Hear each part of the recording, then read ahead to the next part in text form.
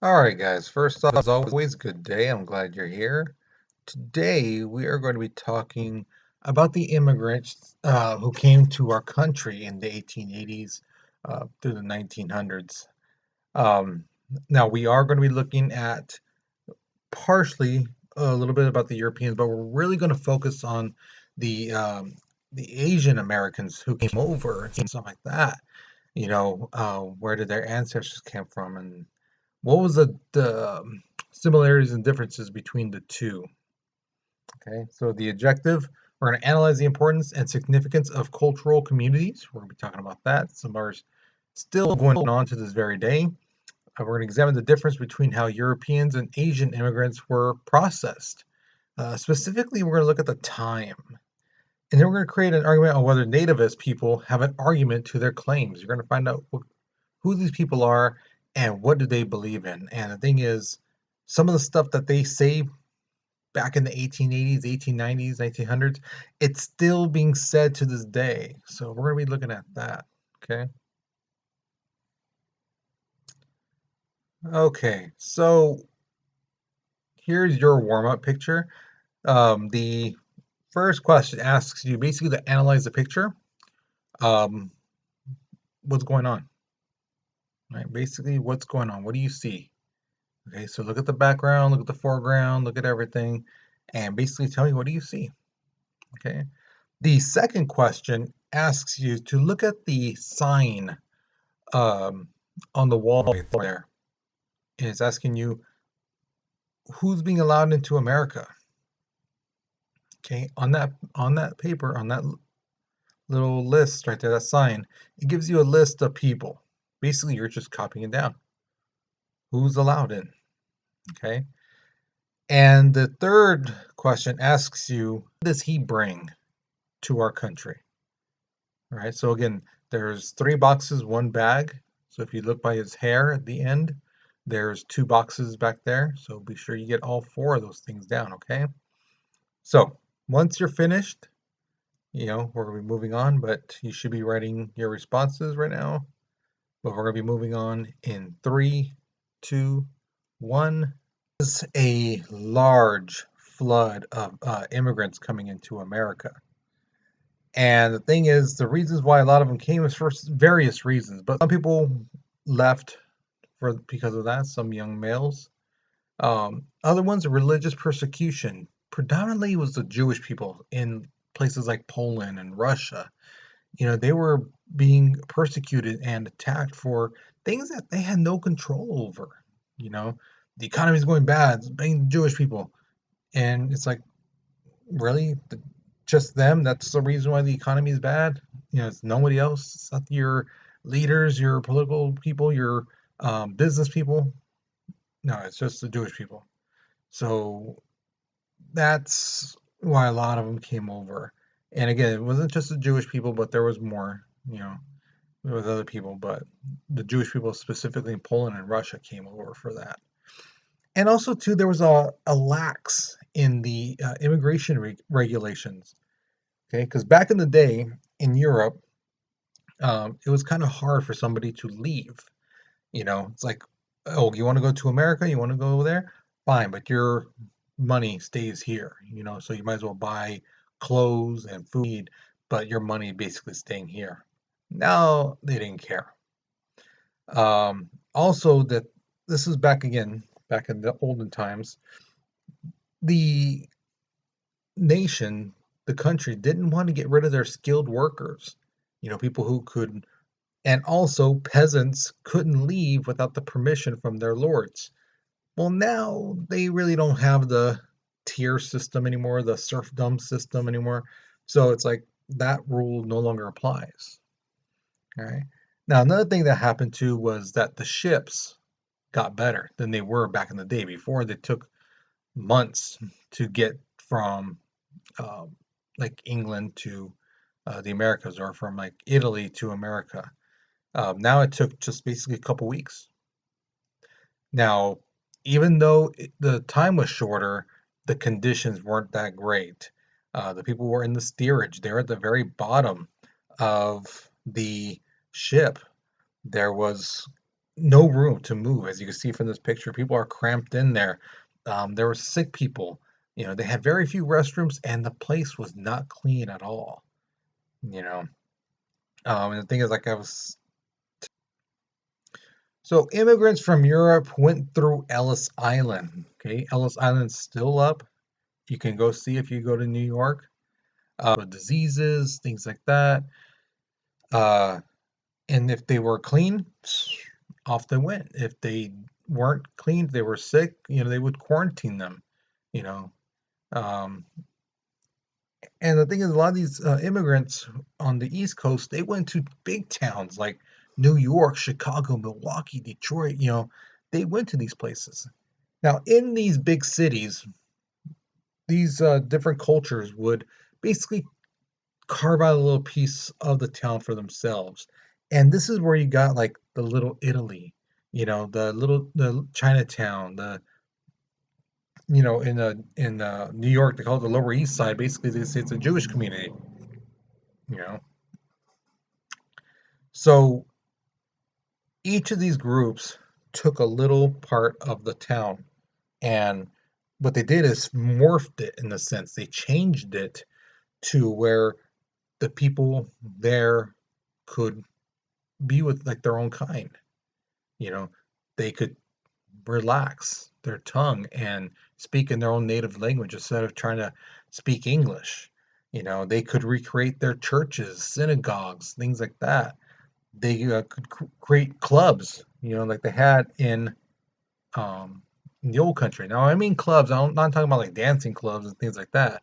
No, no, no. We're talking like a place where guys can get together, have a drink, and talk about politics and life and things like that. They even had their own newspapers. They would get news from what's happening back in Italy and Denmark and, China and stuff like that. And then they would get this information put into a newspaper so that people knew this is what's happening back home, you know. So again, some people just went by to visit, things like that. Okay. All right. So here is your first question. What are some pros and cons of living in a cultural community like that? So what are some good things and bad things? So think of some good things, which should be pretty easy, right? And then put yourself in an immigrant's shoes, coming from another country, new place, and then you find there's a part of this town that where people like you, they talk the same language, they eat the same food, things like that. They're over on this side of town. So you go there. What are some good things that is good when you're there? But also think too, what are some bad things about if you went over there? You know, and the bad are a little bit harder. I will grant you that. But think of stuff like, why did people come to this country? All right. Why did a lot of people come here? For jobs, things like that. Are they going to find a lot of jobs in that little cultural community? And if they do try to find a job elsewhere out, are those people going to speak Italian, Japanese, Chinese, you know, Middle Eastern, you know? And also think about like racism. What's a bad thing about a cultural community if people hate hate Italians, hate Chinese people? If they hate them, what's the bad thing about having a part of town where there's a bunch of them? What might happen? So think of stuff like that, okay? So if you're still writing, please continue to write, but just pause the video. But we're moving on in three, two, one. So, just like the Europeans, there's a lot of people from China who left for several reasons. One of the biggest reasons is that their population had reached 430 million people. Now, nowadays, that might not sound that big. It's like, well, that's not too bad. But we're talking about the 1880s. That is huge. That's a big chunk of the world compared to other countries. So there's a lot of people, and because there was a lot of people, not everyone could get a job. You know, there's only so many farmers that can be out there picking this or planting that. You know, there's only so many factories that they have where people can get a job to make things. So workers, um, they might only get paid, say instead of $5 a day, they might get paid $1. You know, well, why $1? Bill? Because somebody else will work for cheaper than $5. They'll work for $2, $3. You know, so because of that cheap labor, those workers they never got out of poverty. They never. I mean, they figured, hey, $1 is better than nothing. So they never really made a comfortable living. They were always working for close to nothing. And because again, the population is so big, um, famine started to hit. There's not enough food and resources for everybody. So you got some people in that country who were jobless, homeless, and starving, and a lot of them died. A lot of people died, and then some of them decided, you know what, I'm just going to go to America. You know, the other big thing that happened was the gold rush. In 1848, gold was discovered in Fort Sutter, um, and what happened was a lot of people, word spread around the world that gold was discovered, you know, and or sorry, it was Sutter Mill. My bad. I'm so sorry. I can't remember what I said last time, but Sutter Mill. So people started coming in. They started coming from around the world, um, and it got so bad in San Francisco actually that there were so many boats because people came, they didn't leave, and they would just leave their boats on the shore to destroy the boats, use the planks, the boards of the boats as foundation, the bottom part, and then they put dirt on top to try to San Francisco. So even if you go to San Francisco, if you go close to the water, there's a chance that underneath your feet, like 50 some feet or so below, um, there might be some old boards from ships from the gold rush era. Pretty interesting, right? And the last one is the Taiping Rebellion. Now, this was a fight that was going on, and some people were like, you know what? I don't want to get involved. I don't want to be a victim of this. Um, Fighting and war going on island was predominantly Angel Island. So if you ever go to San Francisco, you'll see like Alcatraz, and then you'll see another island, and that is Angel Island. Okay. So when people got here from China, the only real job they could really find was working for the Pacific Railroad. Okay. Now, when they needed stuff, they would try to buy things, right? And there was a lot of white store owners who refused to sell them stuff.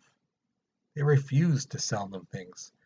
Um, because again, some of them saw like, hey, we came here. Yeah, the Mexicans were here. We've handled that situation, um, or we've tolerated it. And now here are these people from China coming over, and they're it looks like they're just trying to take over. So no, no, no. So they, you know, discriminated against them. They stopped them from shopping.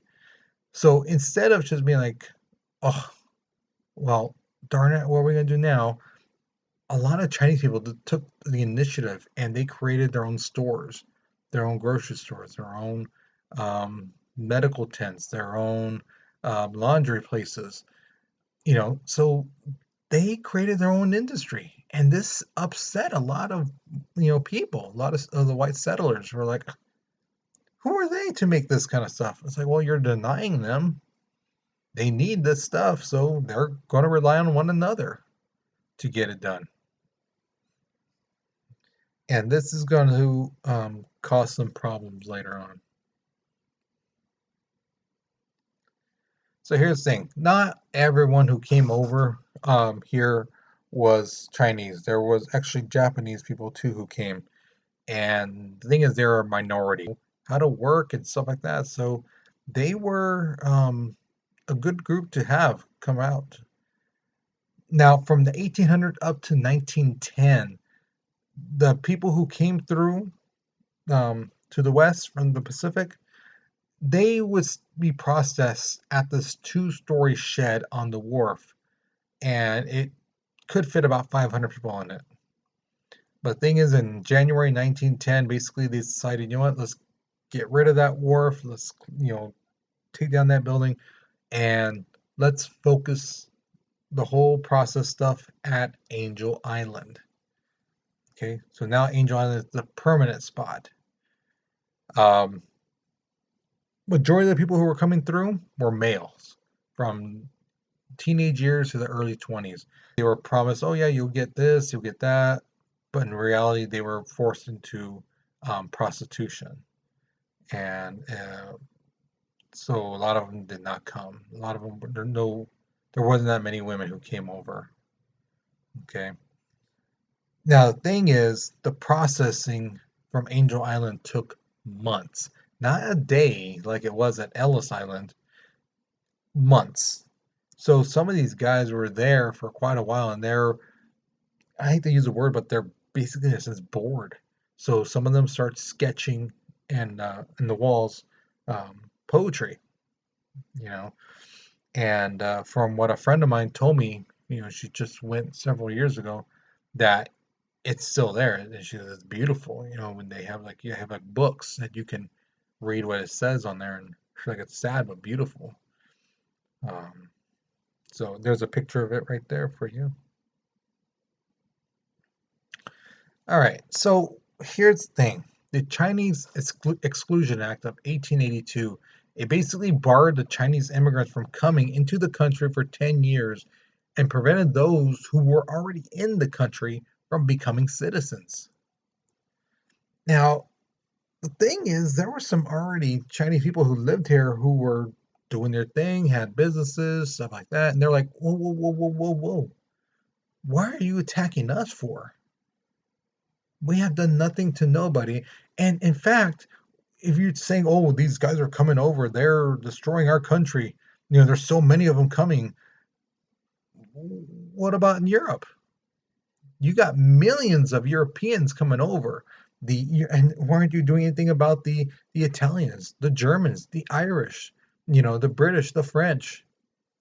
Why aren't you going after them? There are millions of those people coming in, and we're the bad ones. And the thing is, the people tried to make them look like they were evil, horrible people. They try to say, "Oh, they're immoral people." No, they're not. They're really not immoral people. Oh, well, they bring disease. Yeah, but so is the Germans, Irish, and all these other guys. They might be bringing some people who might be sick, but so is the European people. Why aren't you going on about that? Oh, they drug people with this opium. No, they don't. They don't purposely go around and, here, do this, and they don't do that. No, white people come to them for that stuff. Um, oh, they bribe the government, because they make money now with their businesses. So they bribe government officials, things like that. Yeah, it's like, wait a minute. Yeah, I know the Grant's presidency, his administration was corrupt. They did take bribes and stuff like that. But how does this make sense that they would be bribing government officials, and yet the government officials are putting laws against them? That doesn't make sense. Why would you give someone to do something that hurts you? Doesn't make sense. So a lot of these Chinese Americans petitioned the president saying, hey, you should not sign this, you should get rid of it, this is stupid. Failed deaf ears. And they even try to file a lawsuit against the government. And from one of the things I've read, um, basically said that the the courts turned their backs on them, basically because they said, well, you can't sue the government because you're not citizens. You're not recognized as citizens of the United States, ergo you cannot file a grievance against the government because you are not citizens. So 1892, the 10 years pass, and the government basically decides that people are like, let's renew it. So they renew it. 1902, another 10 years have passed, and instead of it being renewed, it's set as a permanent thing that Chinese Americans or Chinese immigrants are not allowed to be coming into this country, and those that are here can no longer can ever be citizens. In this time, the population of the Chinese people dropped 30%. Okay, because again, some of these guys were not having as many children. Some of these, Chinese Americans were being attacked. You know, so yeah, the numbers dwindled down. Now, the act eventually did get repealed, but not until 1943. And that's mainly because, we were in World War II and we were going against Japan. Japan and China are enemies. They've been enemies for years. Years. So with that being said, the US government and Chinese government tried to build a relation, but the Chinese government told them, yeah, that Chinese Exclusion Act, that has to go. That's no. So that was removed. It was repealed in 1943, and finally, Chinese Americans were granted citizenship. Now, again, if you think about it, that's only 78 years ago. It wasn't that long ago, guys, that Chinese Americans were finally seen as, yeah, you're a citizen now. Even though they've been born here, you know, they lived here, they've been productive citizens, they were not seen as citizens. All right, so here's your next question. Why do you think the Asian people's history isn't told as much as the European counterparts? You see a lot of movies and you hear stories about the Europeans, who came over to Ellis Island and stuff like that, and came to New York, came to, Chicago and stuff like that. But why don't you think they ever talk about the Asian Americans? About the journey from China to Angel Island and then coming to San Francisco and stuff like that. Why don't you think they do those stories? Or why do you think that those stories aren't taught? What do you think? Okay, so pause the video, write your response, but we're moving on in 3, 2, 1. All right, so nativism. This swept through the country. This is an aim directly at Asian, Jewish, and Eastern European people. Now, these people who are called nativists, they believe that, quote unquote, old immigrants were perfect for America, while everyone else was a burden that they would bring down our country. So if you look at the map, old immigrants, they're not talking about the people who came like in the Plymouth Rock, days. They're talking about the people who, like the British, the French, the German, the Dutch, you know, um, they would consider those people old immigrants. These are the good people. New immigrants are basically people from Italy, Spain, Portugal, the Middle East. They saw them, and along with the Asians, saw them as like being the burden of our country. These guys are taking, they never give, and you're going to see an example right here, okay? So for the old immigrants, when it comes to money, they saw them as, well, these people from Britain, France, and Germany, and, and the Dutch people, they're not poor. Actually, they're pretty rich. They have some money. They can, you know, do things here in our country. Whereas the new immigrants, oh, those Muslim people, those Italians, those Japanese and Chinese, those people come with nothing. They're dirt poor, and all they're going to do is, bring up crime because they're going to steal because they have nothing. When it comes to education, these nativists saw people who were from Britain, France, and Germany and stuff like that. They saw that, oh, well, they're smart. They can read, they can write, they have skills that will be good for our country. Whereas they saw the other group as, oh, they can't read, they're poor, they don't know nothing, they have no skills, they're just going to be sitting around there, we're going to have to take care of them. Ugh. And it's like, well, no, they can read, they can read their own language, you know. When it comes to adjusting to new culture, the nativist people saw that as, oh, well, the English, French, German, they can adjust to our culture. They have no problems. They're so smart and they're such good people. Whereas they would see as the new immigrants, oh, they'd be too in their ways. The Middle Eastern people would be like, chopping off heads and hands for stealing. The Chinese people and Japanese people would be looking for an emperor. They can't handle like having a president and stuff like that. They would want their kings and things like that.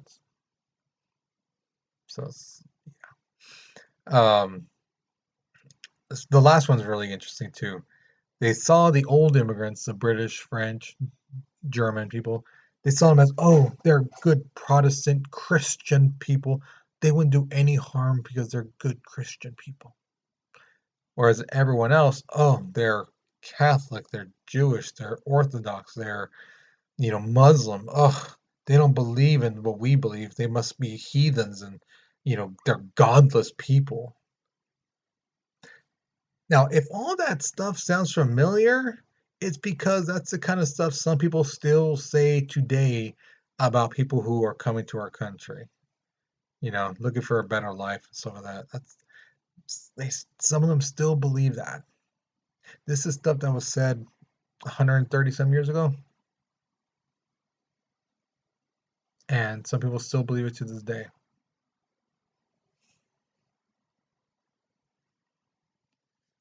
So here's my next question to you. Do you think that nativist people have an argument about old and new immigrants? Do you think they're right? Why or why not? And justify your answer. Okay. So as you can hear from what I just said in the past minute or so, I feel one way. If you feel the opposite way, by all means, share it. That has nothing to do with your grade. My question is asking what you believe. What do you believe? That's what I'm going to grade you on. You know, what you believe, do you back it up? Now, again, if you agree with me or not, that's besides the point. I want to know what you believe, and do you have a reason? Remember, there's only three ways you can really fail these questions. One, you don't answer it. Two, you copy off someone else. Or three, your answer is so left field it makes no sense. So if you put your opinion down and you back it up, you're good. You'll get your points, even if you disagree with me. That's fine. Okay. Um, because again, I did this during class, and I went more in depth on it with my personal feelings. But like I told them, and I'm telling you now, put down what you feel. That's what I'm grading it on. Did you put down what you feel and back it up? If you did, awesome, you get your points. If not, well, you might get half points or no points if you didn't answer it. Okay, so be honest, be truthful to yourself, and write down what you believe. Okay, well, we're moving on in 3, 2, 1. All right, so now we come to the exit ticket. So remember, you're only going to pick one of these questions. So the first one says, do you think cultural communities helped or hurt new immigrants coming to our country? Why do you believe this? The next one says, do you think the nativist people believe what they believe because they're racist, just scared that there might be more immigrants coming, or there might be another reason? What do you think? Why do you think they believe what they believe?